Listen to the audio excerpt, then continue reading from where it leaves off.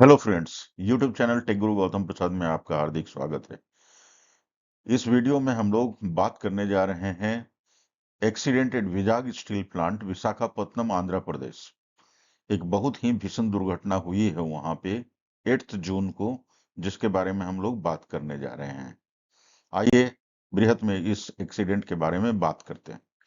Vizag steel plant जो कि राष्ट्रीय इस्पात निगम लिमिटेड का एक हिस्सा है और विशाखापत्तनम आंध्र प्रदेश स्टेट के विशाखापत्तनम क्षेत्र में स्थित है।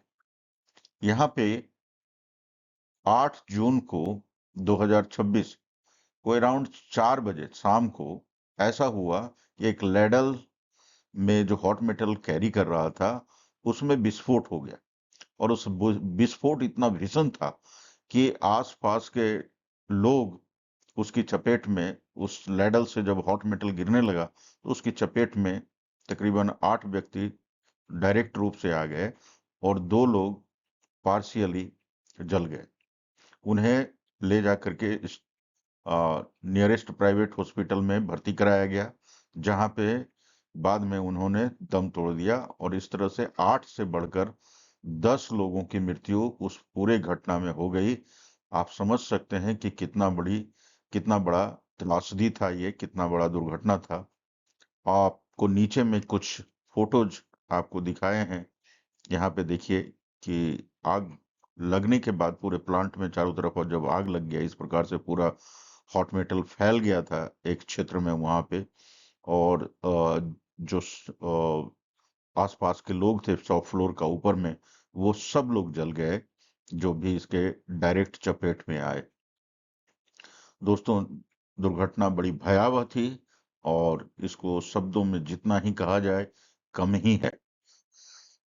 मैं इस इंसिडेंट को कोशिश करता हूं आपको समझाने का। यहाँ पे मैंने एक लैडल दिखाया है आपको, ये पूरा लैडल है हमारा, और ये क्रेन है जो इसको कैरी करता है और इसको वेसल में ले जाकर के, वेसल एक तसली नुमा बड़ा तसली समझ लीजिए है, जिसमें कि इसमें जो हॉट मेटल होता है लैडल में, उसको डाल करके फिर से पकाया जाता है। जैसे आप चावल पकाते हैं वैसे ही इसको पकाया जाता है।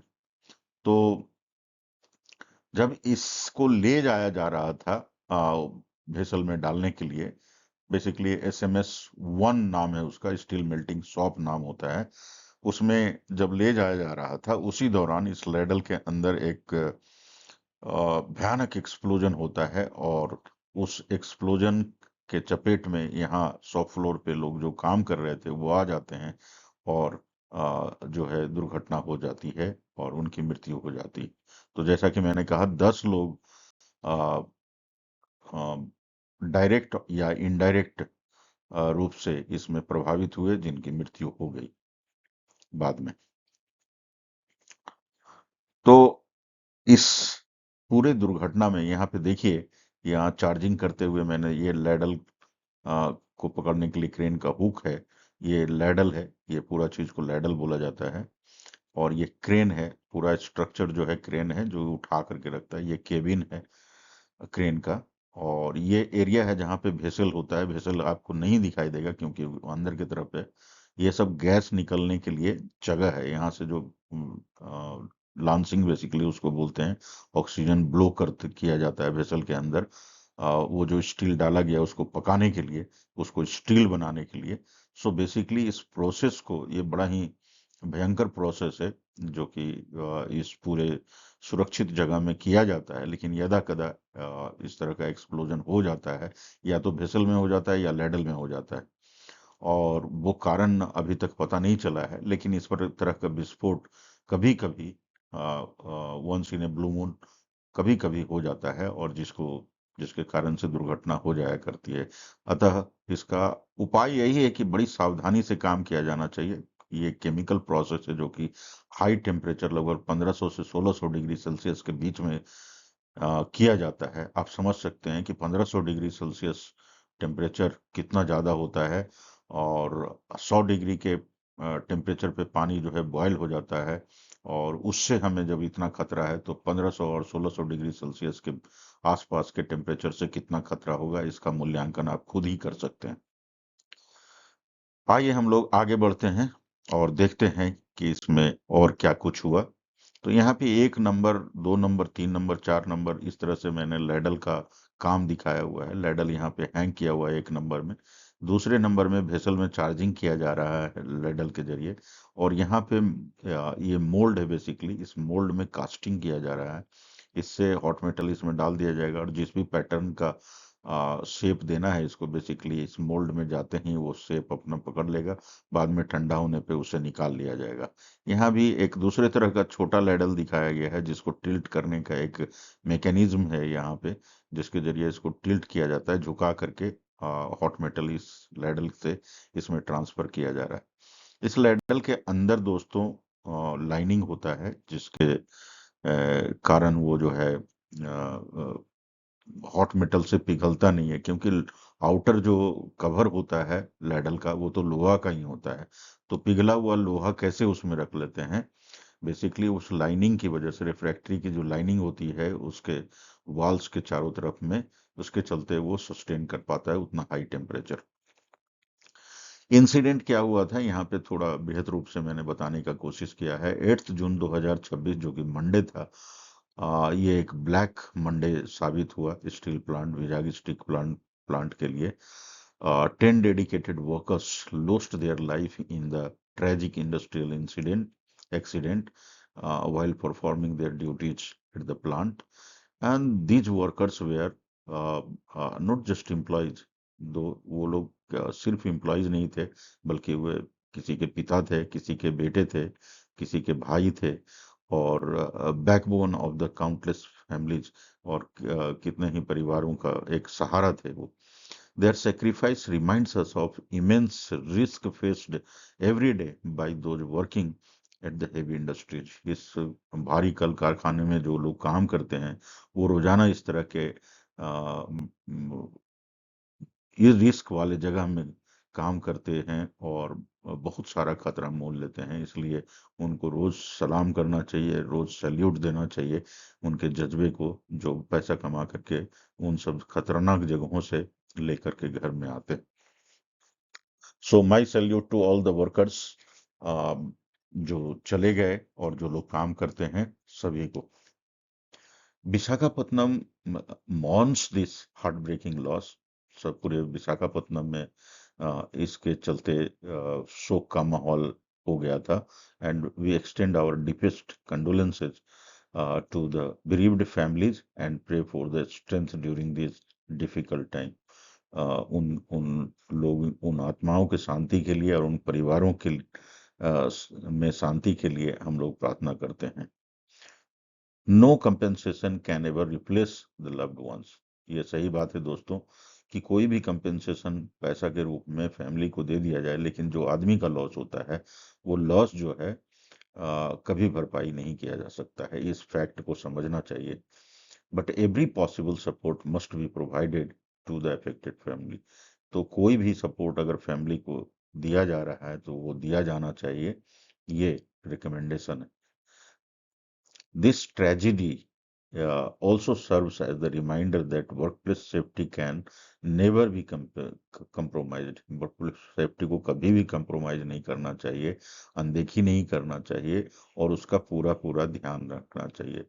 शॉप फ्लोर पे दोस्तों एक एसओपी कहा जाता है, तो उस एसओपी काम करने का तरीका है, स्टेप्स है, उसको फॉलो किया जाना चाहिए। एसओपी को ब्रीच करने से खतरा बढ़ जाता है, रिस्क बढ़ जाता है। स्ट्रॉन्गर सेफ्टी प्रोटोकॉल्स होना चाहिए शॉप फ्लोर के ऊपर। रेगुलर ऑडिट किया जाना चाहिए, सेफ्टी सुरक्षा नियमों का पालन किया जा रहा है या नहीं। सुरक्षा नियम सिर्फ बना तो नहीं दिए गए हैं और उन्हें ऐसे ही तो नहीं छोड़ दिया गया है, बिल्कुल उसके लिए ऑडिट होना जरूरी है। एडवांस्ड इक्विपमेंट्स जो कि सेफ्टी ज़्यादा सेफ हों और सेफ्टी का ख्याल रखें, उस तरह के एडवांस्ड इक्विपमेंट्स को, प्लांट्स को, मैनेजमेंट को खरीद करके लगाना चाहिए। कंटिन्यूअस ट्रेनिंग देना चाहिए लोगों को, क्योंकि जानकारी के अभाव में भी कभी कभी गलतियां हो जाती है और भीषण दुर्घटनाएं हो जाया करती है। इसलिए कंटिन्यूअसली ट्रेनिंग एम्प्लॉयज को देते रहना चाहिए कि वो अपने सुरक्षा का ख्याल किस प्रकार से रखें और काम करते वक्त सुरक्षित रहें। Just to ensure such incidents never happen again, अगर ऐसा ना हो तो बहुत ही बेहतर होगा। एडमिनिस्ट्रेटिव एक्शन क्या हुआ उसके बाद में, चलिए आपको लगे हाथ बता देते हैं। So, following severe criticism regarding safety standards and the operational negligence from the workers, unions like Center of Indian Trade Union (CITU) जो है इसकी कड़ी भर्त्सना की उन्होंने, आ, और बोला कि ये ग्रॉस नेग्लिजेंस मैनेजमेंट का। तो इसके एवज में क्या क्या किया गया, the union steel ministry ordered high level probe by a 3 member expert committee. तो 3 मेंबर के एक्सपर्ट कमेटी के द्वारा इस पूरे दुर्घटना की जांच की जाएगी और पता लगाया जाएगा कि क्यों, किन कारणों से ये एक्सीडेंट हुआ है। In a swift disciplinary response, the RINL, Rashtriya इस्पात निगम लिमिटेड मैनेजमेंट ने 15 सीनियर ऑफिशियल्स को सस्पेंड कर दिया गया एंड ट्रांसफर्ड 19 अदर्स, 19 अलग लोगों को उन्होंने ट्रांसफर कर दिया, others across SMS1 and SMS2। तो जो मे बी SMS1 में काम कर रहे थे जहां दुर्घटना हुई, उन्हें SMS2 भेज दिया गया और SMS2 वालों को SMS1 भेज दिया गया। इस तरह का शफलिंग किया गया। एंड रिफ्रैक्टरी इंजीनियरिंग डिपार्टमेंट, इन तीनों डिपार्टमेंट में बेसिकली ट्रांसफर पोस्टिंग किया गया है कि इस दुर्घटना के बाद में। Department sectors to fix the accountability for the safety lapses, जो भी सेफ्टी लैप्सेज हुआ हो उसका अकाउंटेबिलिटी फिक्स करने के लिए इस प्रकार का ड्रेस्टिक स्टेप लिया गया है। कंपेंसेशन और रिलीफ पैकेजेस क्या मिला है फैमिलीज को, इसकी भी बात कर लेते हैं। So government x gratia, prime minister Narendra Modi announced, 2 lakh रुपया उन्होंने अनाउंस किया है, हर एक फैमिली को दिया जाएगा जिनके घर से कोई मौत हो गया है, and 50,000 for the injured from the PM national relief fund, और इमीडिएटली 50,000 रुपया उनको दिया जाएगा PM रिलीफ फंड से। Employment benefit, the Ministry of Steel announced an initial compensation of 25 lakh रुपया, इनिशियल कंपेंसेशन 25 लाख रुपया दिया जाएगा उन फैमिलीज को जहां जिसके फैमिलीज में मौत हो गई है।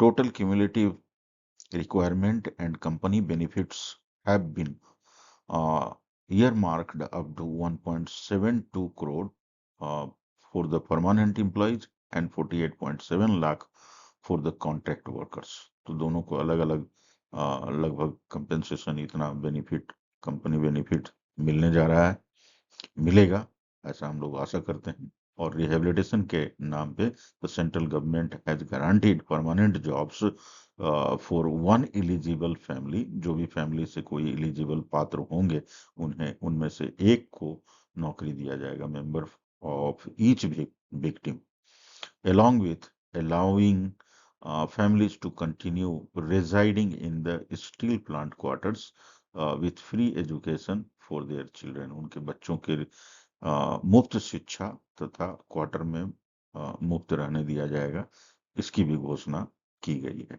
तो बहुत कुछ बेहतर हुआ है। जाने वाले चले गए, लेकिन उनको हम लोग उनकी आत्मा की शांति के लिए इतना हम लोगों ने किया है, ये बड़ी अच्छी बात है। मौत किसी भी जगह पे अच्छा नहीं कहा जाता है, लेकिन दोस्तों अगर फैमिलीज को रिलीफ मिले पैसों से तो कुछ वो लोग रोजगार कर सकेंगे, कुछ उनकी जिंदगी चलेगी और अच्छे से चल पाएगी, यही किया जा सकता है और गवर्नमेंट ने ये इंश्योर किया है और संभवतः सब कुछ किया जाएगा। तो ये एक दुर्घटना की जानकारी मुझे देनी थी और इंडस्ट्रियल सेफ्टी का हाल बताना था। इंडस्ट्रियल सेफ्टी बहुत जरूरी है और वर्क प्लेसेस जो होते हैं, काम करने का जो जगह होता है भारी इंडस्ट्रीज में जो है वो बड़ा ही खतरनाक होता है, इसलिए अपने घर के लोगों को डिस्टर्ब करके ना भेजें वर्क प्लेसेस पे। जब भी वो जाते हैं उनकी मानसिक शांति बहुत जरूरी है, ये किसी भी प्रोफेशन में जरूरी है दोस्तों।